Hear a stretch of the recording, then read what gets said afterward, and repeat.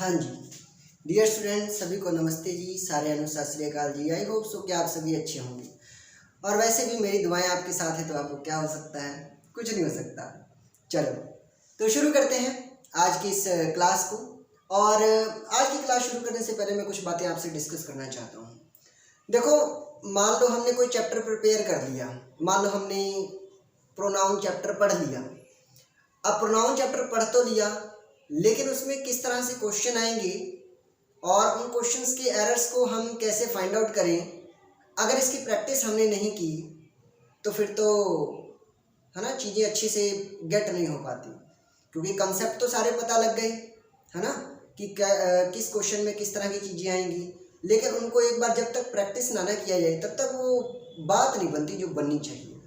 तो आओ शुरू करते हैं प्रैक्टिस ऑफ प्रोनाउन, यानी कि प्रोनाउन चैप्टर से जो जो एरर्स बन सकते हैं उन एरर्स को हम लोग करने का प्रयास करेंगे। ये अभी पहली वीडियो है, इस तरह की और भी वीडियोज़ आएंगी जिसमें प्रोनाउन चैप्टर से रिलेटेड आपको बात होगा। मतलब एक पर्टिकुलर चैप्टर से रिलेटेड वीडियोज़ जिसमें पर्टिकुलर चैप्टर के जो क्वेश्चंस हैं उनको हम लोग सॉल्व करेंगे। तो ये प्रोनाउन चैप्टर है, पहली वीडियो है ये प्रोनाउन चैप्टर की। तो आओ देखते हैं। पहला पॉइंट है, पहला क्वेश्चन है, unless 2 or more members। Unless का मतलब होता है जब तक कि नहीं। तो जब तक कि 2 या 2 से ज़्यादा members object to him joining, जब तक 2 या 2 से ज़्यादा लोग ऑब्जेक्ट नहीं करेंगे, आपत्ति कहते हैं ना, ऑब्जेक्शन है, हमें ऑब्जेक्शन है इस बात पे। आपने अदालतों में सुना होगा आई ऑब्जेक्ट माय लॉर्ड, यानी कि मुझे आपत्ति है इस बात पे। तो ऑब्जेक्शन, आपत्ति।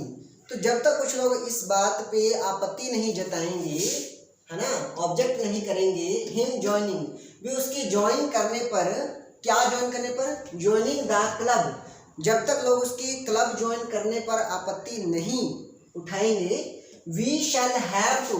अब देखो, has to, have to, had to, मैंने आप लोगों को ये ट्रांसलेशन करवाई थी क्लास में। Has to, have to, has to यानी कि करना पड़ता है, करना पड़ा, पास्ट में हैड टू, करना पड़ा, करना पड़ता है तो हैव टू, करना पड़ेगा तो शैल हैव टू या विल हैव टू, इस तरह की बातें हो जाती हैं। तो shall have to, we shall have to, हमें करना पड़ेगा, क्या करना पड़ेगा, एक्सेप्ट, स्वीकार करना पड़ेगा। क्या स्वीकार करना पड़ेगा, हिज एप्लीकेशन, हमें उसकी एप्लीकेशन स्वीकार करनी पड़ेगी। यानी कि उसने मेंबरशिप लेने के लिए कोई एप्लीकेशन दिया हुआ है और हमें स्वीकार करनी पड़ेगी उसकी एप्लीकेशन, जब तक कि 2 या 2 से ज़्यादा लोग, 2 या 2 से ज़्यादा लोग, देखा ना, मोर मेंबर्स, 2 या 2 से ज़्यादा लोग उसके इस मेंबरशिप लेने पर ऑब्जेक्शन नहीं करते। तो अब इस पूरे क्वेश्चन में क्या एरर आ रहा है, आओ हम लोग शुरू से देख लेते हैं। लिखा हुआ है अनलेस, अनलेस का मतलब होता है जब तक कि नहीं। तो नहीं यानी कि नेगेटिव, अनलेस तो खुद ही नेगेटिव सेंस दे रहा है, तो इसके बाद हम कभी भी नॉट नहीं लगा सकते। मतलब अनलेस के साथ वाले क्लॉज में हम कभी भी नॉट नहीं लगा सकते। और क्योंकि अनलेस हमेशा भविष्य की बात करता है तो इसके साथ वाले सेंटेंस में कहीं विल शैल भी नहीं आएगा। यानी कि साथ वाले, अनलेस के साथ वाले क्लॉज में, अनलेस वाले क्लॉज में, जिस क्लॉज में अनलेस है उसमें विल शैल या वुड शुड जैसी चीज़ें नहीं आएंगी और ना ही उसमें नॉट लगेगा। तो कहीं लगा भी नहीं है, देख लो, मोर मेंबर्स ऑब्जेक्ट, कहीं लगा भी नहीं है। अच्छा, ऑब्जेक्ट टू हिम, तो टू के बाद हिम लग गया। अब टू है प्रीपोजिशन, टू क्या है, प्रीपोजिशन है, PREPO, प्रीपोजिशन है। और प्रीपोजिशन के बाद क्या लगता है, ऑब्जेक्ट लगता है। तो हमने यहाँ पर ऑब्जेक्ट लगा दिया हिम, ठीक है। हिम ज्वाइनिंग, क्या ये सही है, क्या ये सही है? हिम के बाद हम ज्वाइनिंग कैसे लिख सकते हैं, यानी कि हिम जो है वो तो ऑब्जेक्टिव केस हो गया, ज्वाइनिंग हो गया तो जीरंड। अब जीरंड से पहले हमें क्या लगाना होगा, पोजेसिव केस। मैंने आपको पढ़ाया था ना, my winning, my going, my coming, है ना, मैंने कहा माई गोइंग, मेरा जाना। एक गाना भी आया था, तेरा जाना दिल के अरमानों का लुट जाना, तो ये कोई गाना भी आया था, तेरा जाना, तेरा जाना, योर गोइंग। तो योर लगा के फिर आप गोइंग, कमिंग, जो भी ING वाला एक्शन दिखा सकते हो। तो ये जो गोइंग होगा ये क्या होगा, ये जीरंड होगा और इस जीरंड किसकी तरह बिहेव करता है, नाउन की तरह। और नाउन से पहले क्या आ सकता है, एडजेक्टिव आ सकता है। और वो एडजेक्टिव कैसा होना चाहिए, पोजेसिव होना चाहिए। तो योर जो है वो पोजेसिव है। इसी तरह माई जो था ये पोजेसिव था, तो पोजेसिव एडजेक्टिव के केस में आप ये सारी चीजें पढ़ते हो। तो उसी तरह यहाँ पर ज्वाइनिंग लिखा हुआ है, तो हिम ज्वाइनिंग नहीं, हिज ज्वाइनिंग होगा। तो हिम की जगह एम को उड़ाकर हम यहाँ क्या लिख देंगे, S, his joining the club.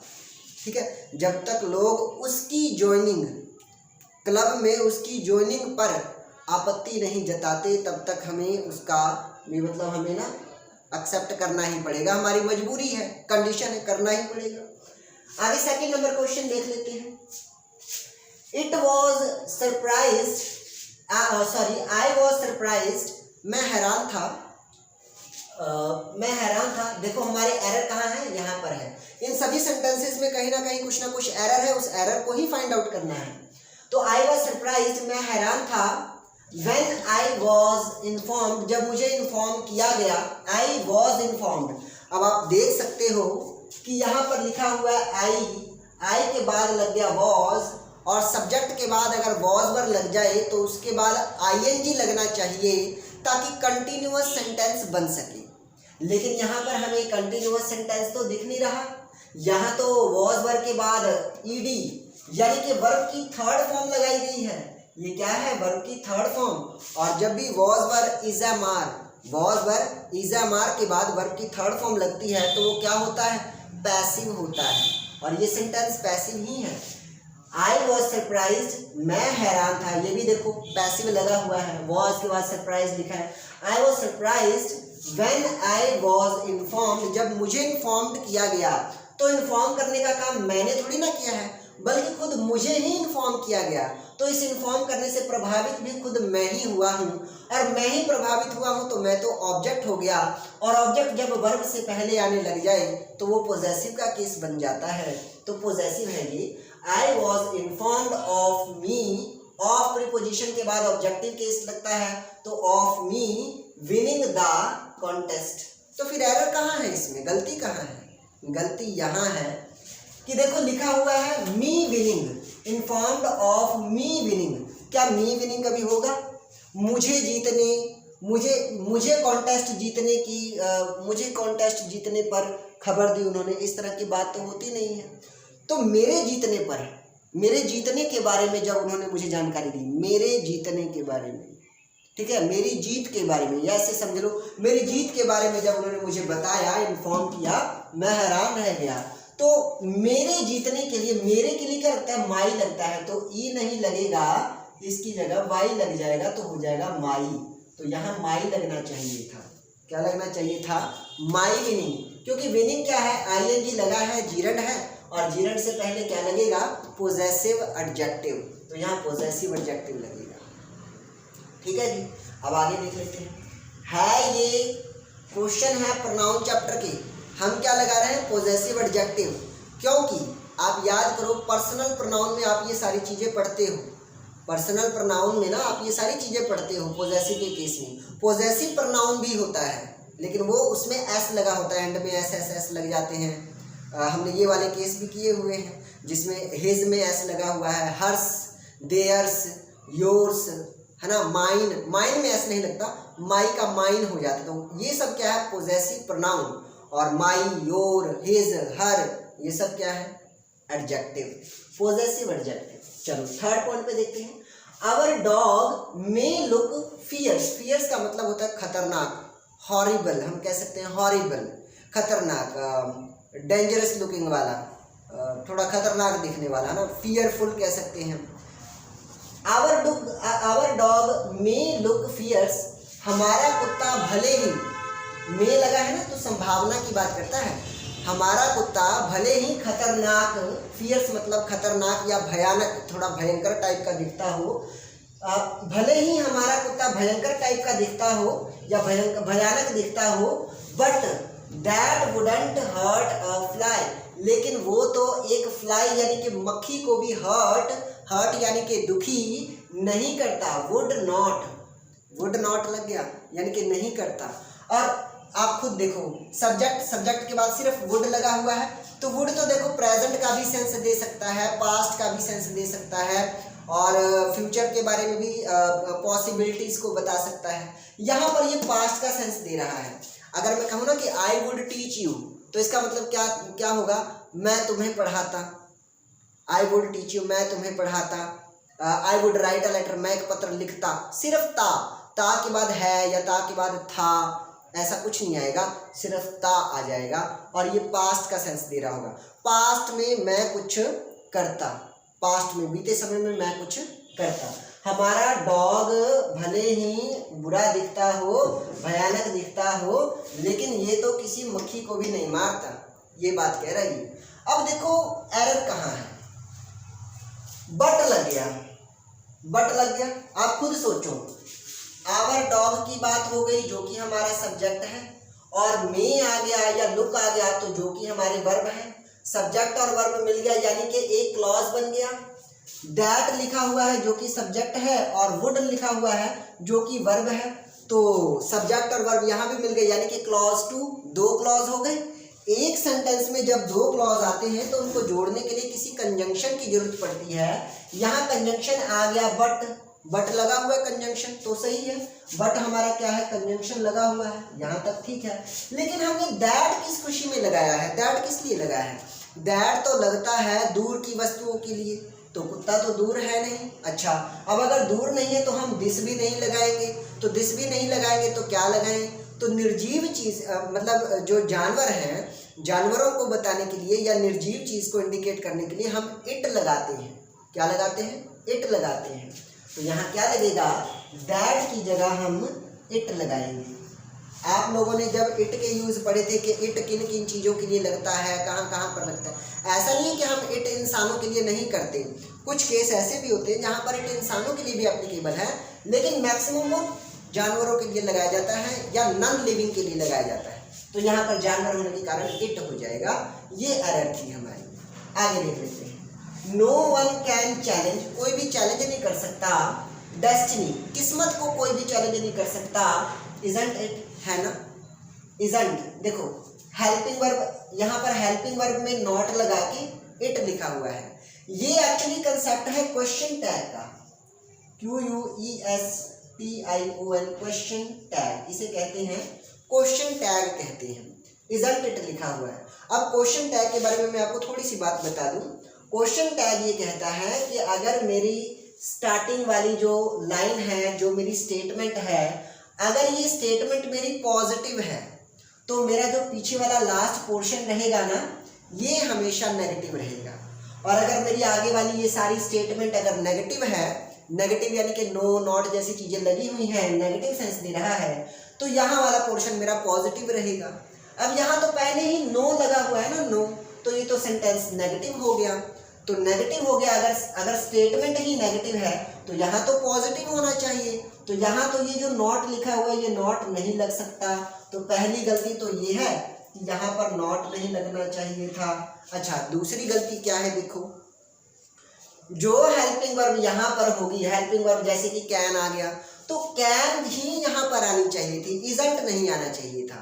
तो जो हेल्पिंग वर्ब है वो हेल्पिंग वर्ब यहाँ पर आएगी। तो यहाँ पर क्या होगा, इजंट नहीं होगा, इजंट की जगह हम कैन लिखेंगे, CAN, कैन। अब एक गलती और है।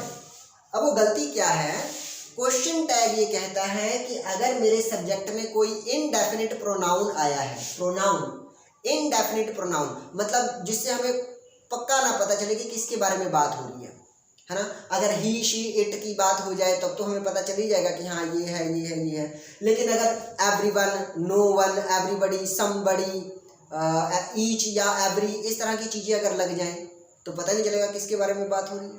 तो जब बात हो रही है नहीं पता चल रहा, इनडेफिनिट प्रोनाउन की तरह बिहेव कर रहा है, तो यहाँ पर देखो इनडेफिनिट प्रोनाउन नो वन लिखा हुआ है, हमें क्या पता किस खास की बात हो रही है, कोई नहीं।